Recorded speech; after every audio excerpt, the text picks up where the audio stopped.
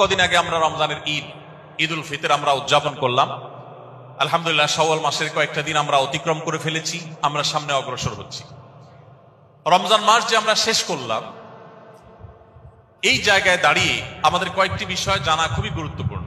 তার ভিতরে এক নম্বর হলো, আমাদের সারা দেশের একটা কমন চিত্র হলো যে আমরা প্রায় সমস্ত মুসলমানরাই রমজানে টুকটাক ইবাদত বন্দিগি যাই করেছি না করেছি, রমজানের পরে আমরা ইবাদত বন্দিগির সে ধারায় বেশিরভাগ মানুষই নেই।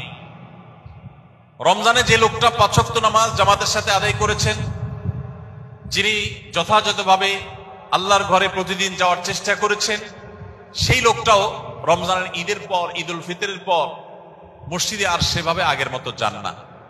যিনি রমজান জুড়ে কোরআনে কারীমকে সময় দিয়েছেন, কোরআনকে সঙ্গী বানিয়েছেন, কোরআনের সান্নিধ্যে ছিলেন, কোরআন তিলাওয়াত করেছেন, কোরআন শ্রবণ করেছেন, কোরআন বোঝার চেষ্টা করেছেন, সেই লোকটাকে এখন আর কোরআন ছুঁয়ে ধরতেও দেখা যায় না।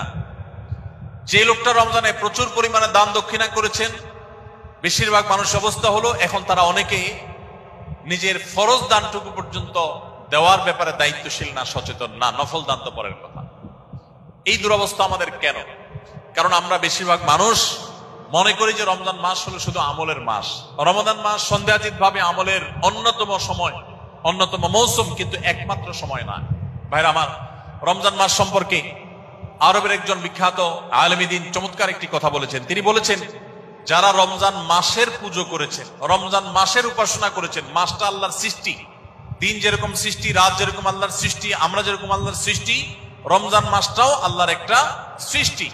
আল্লাহর এই সৃষ্টি রমজান মাসের যদি কেউ পুজো করে থাকেন, এই মাসকে যদি কেউ ইবাদত করে থাকেন, তার এখন আর ইবাদত করার দরকার নাই, কারণ রমজান মাস তো শেষ, এখন কেন ইবাদত করবে? আর যে রমজানে ইবাদত করেছেন আল্লাহকে, উপাসনা করেছেন কার? আল্লাহর, তার এখনো ইবাদত করতে হবে। কারণ যেই আল্লাহর ইবাদত রমজানে করেছেন, সে আল্লাহ এখন আছেন না নাই? আল্লাহর নির্দেশ রমজানে ছিল ইবাদত করার, এখনো ইবাদতের নির্দেশ আছে না নাই? আল্লাহ সুবহানাহু ওয়া তাআলা কোরআনে কারীমে বলেছেন, ওয়াবুদ রাব্বাকা হাত্তা ইয়াতিয়াকাল ইয়াকিন, তুমি তোমার রবের ইবাদত করো, উপাসনা করো, কতদিন পর্যন্ত? রমজান মাস শেষ হওয়া পর্যন্ত। কি বলেন? ইবাদত হবে রমজান শেষ হওয়া পর্যন্ত। আল্লাহ বলেছেন, মৃত্যু আসার আগ পর্যন্ত তোমার ইবাদত তুমি কন্টিনিউ রাখো, নিয়মিত করতে থাকো, চালাতে থাকো। প্রিয় নবী সাল্লাল্লাহু আলাইহি সাল্লামকে আল্লাহ তাআলা বলেছেন যে, ইন্নালাকা ফিন নাহারি সাবহান তাওয়ীলা, হে রাসূল, আপনি সারা রাত জেগে ইবাদত করবেন না, রাতে ইবাদত করলেও কিছু সময় আপনি রেস্ট করার চেষ্টা করেন। কারণ দিনে আপনাকে দীর্ঘ সাঁতার কাটতে হবে, দীর্ঘ সাঁতরাতে হবে, দীর্ঘ সাঁতার কাটতে হবে। এই যে দীর্ঘ সাঁতার কাটার কথা বলা হলো নবী সাল্লাল্লাহু আলাইহি সাল্লামকে, এই আয়াতের তাফসীরে অনেক উলামায়ে কেরাম, অনেক ইমামগণ, মুফাসসিরগণ বলেছেন যে প্রিয় নবী সাল্লাল্লাহু আলাইহি সাল্লামের দায়িত্বের ভার, তার দায়িত্বের গভীরতা, তার দায়িত্বের মধ্যে যে কোনো প্রকার বিরতি নাই, বিরতিহীনতা, এটি বোঝাবার জন্য আল্লাহ তাআলা সাঁতার কাটার শব্দটি এনেছেন। কারণ আমাদের মতো বাংলাদেশের পরিস্থিতিতে যদি সাঁতার কাটার কথা, কারোর দায়িত্বকে সাঁতার কাটার সাথে তুলনা করা হয় যে তোমার ডিউটিটা তো সাঁতার কাটার মতো, তাহলে এটা বোঝা যায়, কারণ এটা নদীমাতৃক দেশ, আমরা প্রচুর পরিমাণে সাঁতার কাটতে দেখি মানুষকে। কিন্তু আরবের সেই মরুভূমিতে, যেখানে নদী নাই, নালা নেই, খাল নাই, বিল নাই, সেখানে সাঁতার কাটার কথা বললেন আল্লাহ তাআলা তার নবীকে, যে আপনার দিনের বেলা সাঁতরাতে হয়, সাঁতার কাটতে হয়, তার মানে দায়িত্ব পালন করতে হয়, আপনি দাওয়াতের কাজ করতে হয়, মানুষকে আল্লাহর প্রতি আহ্বান করতে হয়, ইসলামের প্রচার প্রসার করতে হয়, মদিনা রাষ্ট্রের দায়িত্ব পালন করতে হয়। এই যে কাজগুলো তার, এগুলোকে সাঁতার কাটার সাথে আল্লাহ তাআলা তুলনা কেন করলেন?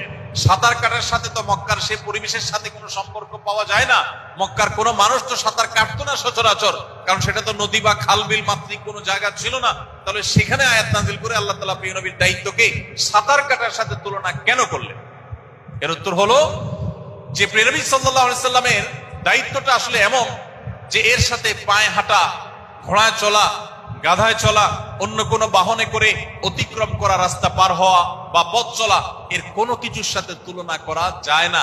কারণ প্রতিটা যাত্রাতে বিরতি আছে। যাত্রা বিরতি বলতে একটা কথা আছে, সেটা হোক পায়ে হেঁটে গেলে, সেটা হোক কোনো বাহনে করে গেলে, যেভাবেই মানুষ যাক না কেন, যাত্রা বিরতি বলতে একটা কথা আছে। মানুষ চাইলে একটু রেস্ট করতে পারে বা রেস্ট করতে বাধ্য মানুষ, বাহনকে রেস্ট দিতে হয়, নিজেকে রেস্ট দিতে হয়, আবার সে যাত্রা কন্টিনিউ করে। সাঁতার এমন একটি কাজ, এই সাঁতারে কোনো রেস্টের সুযোগ নাই। আপনি সাঁতরাচ্ছেন, পুকুরের এক পাশ থেকে আরেক পাশে যাবেন, এক পাড় থেকে আরেক পাড়ায় যাবেন, খালের এক পাশ থেকে আরেক পাশে আপনি যাবেন, এই সাঁতারের মাঝখানে গিয়ে, পুকুরের মাঝখানে গিয়ে, নদীর মাঝখানে গিয়ে যদি আপনি বলেন যে আমি এখন একটু ঘন্টাখানিক ঘুমায় নিতে চাই, সুযোগ আছে কোনো? সাঁতরানো বাদ দিয়ে যদি বলেন যে আমি এখানে পানির মধ্যে ঘন্টাখানিক ঘুমায় নেই, তারপর আবার সাঁতরাবো, সুযোগ আছে? প্রিয় নবী সাল্লাল্লাহু আলাইহি ওয়াসাল্লামকে আল্লাহ তাআলা তার দায়িত্বটা সম্পর্কে বলেছেন যে দিনে আপনাকে দীর্ঘ সাঁতার কাটতে হয়। এই সাঁতার কাটতে হয় এই কথা বলে বোঝানো হয়েছে আপনাকে যে দায়িত্ব দেওয়া হয়েছে, এই দায়িত্বটা আপনাকে মৃত্যুর আগ পর্যন্ত বিরতিহীন ভাবে পালন করে যেতে হয়। কোনো রেস্ট নেওয়ার সুযোগ নেই। ইমানদারের রেস্ট হবে শুধুমাত্র তার মৃত্যুর পর কবরে। অতএব রমজানে যারা আমরা ইবাদতবন্দি করার চেষ্টা করেছি, আমাদের রেস্ট নেওয়ার সুযোগ তৈরি হবে তখন যখন আমাদের দুনিয়ার জীবন শেষ হয়ে যাবে। সে রেস্টের শুরু আছে, শেষ নেই। সেই জীবন শুধু রেস্টই রেস্ট, সেই জীবন শুধু আরামই আরাম। অতএব রমজান শেষে আপনি এখন যদি বিরতি নেন, আপনি যদি এখন ইবাদতবন্দি ছেড়ে দেন, নামাজ ছেড়ে দেন, তাহলে সেক্ষেত্রে আপনার জন্য অত্যন্ত ভয়াবহ একটি বার্তা দিচ্ছে এই বিষয়টি।